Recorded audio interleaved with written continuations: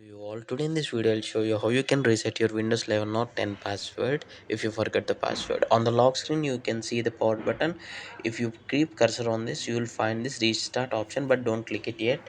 On your keypad you need to press this shift key once, only once, okay, just once, and come to this shift key. Now you need to press and hold on this shift key, press and hold, okay.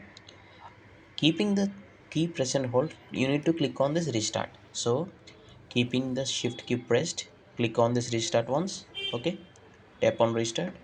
Yeah, so it will ask if you restart now, you okay, any saved work will be lost. So I'm just confirming it down restart anyway. So my laptop is getting restarted. See here, this is the startup and these are the options.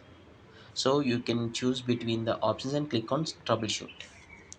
Once you click on troubleshoot, you will get an option called restart this PC at advanced option. So I don't want advanced options. I'm just clicking on reset this PC. And here reset the PC means you're completely each and every remove everything option will be there. If you reset it, all files will be deleted, even the lock will be deleted, and your computer will be from the starting state. But remember, your files will be lost. I hope you like this tutorial. Thanks for watching. Have a nice day.